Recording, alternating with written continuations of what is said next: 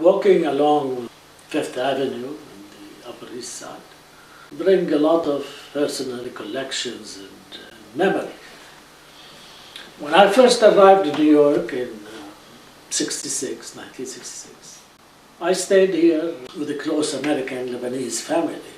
The time I spent in this beautiful location provided me with an extraordinary experience. Here I found myself in a place neighboring on the right the Guggenheim Museum, the Cooper Union, the Jewish Museum, the National Academy, and so down so many art centers, and of course the spectacular Metropolitan Museum of Art. This is where I set out to acquaint myself with its vast and fantastic collection of some of the greatest art produced by every known civilization, from the ancient to the modern, Chinese, Egyptian, Greek, Roman, the Renaissance of Italy, Europe, through the Romantics, the Realists, Impressionists, Expressionists, Surrealists, and so on. So I immersed myself in the works over the course of time. I remember at the Metropolitan, in a show of American contemporary art, where I saw a group of famous artists on the New York art scenes, and the artist was like who's who in the art world, from Rauschenberg, Warhol, John, so many famous artists. At that time, in '69, I was living and working a few blocks down, 76th Street. Between the museum and my studio in New York is Duke Mansion, which is the NYU Institute of Fine Arts, where I took some courses in art history and spent quite a time using their fabulous library, which has a great collection of art. But anyway, after spending a few months in living near the Metropolitan, I moved to a place on 20th Street called Gramercy Park. It was in '67. And this is where I really first set up a studio making some of my earliest work. I lived at 21 Gramercy on the upper floor. See them up there.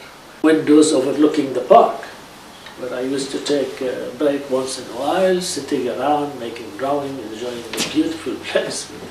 See its magnificent plants, flowers, and a very quiet setting. Located between 20 and 21st Street and between Park and 3rd, Gramercy Park is one of the oldest and of one or two private parks in New York City, with no public access, except for people who resided or lived around it. As a resident in this house overlooking the park, I had a key to this gate that allowed me access to enter and actually enjoy this setting. An interesting feature of Gramercy Park that first attracted my attention was this statue at the very center of the park. It's a statue of one of the earliest prominent, perhaps Gramercy Park most famous resident at the time, Edwin Booth, his name. He himself was a stage actor and brother of another actor who's infamous, John Wilkes Booth, the assassin of President Lincoln. Edwin Booth, according to what I learned about him, lived nearby at the house number 16, which is now the Players Club.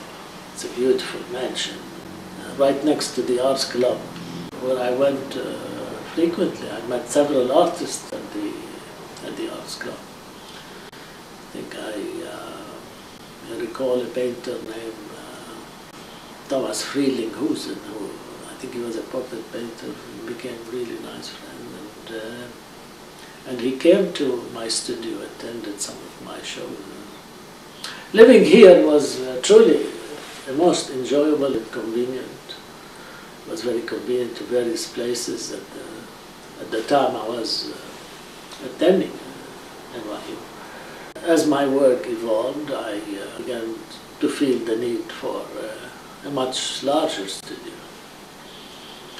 And sometime in 1968, I had the opportunity to move again back uptown, where I established a real large studio at a townhouse on 76th Street.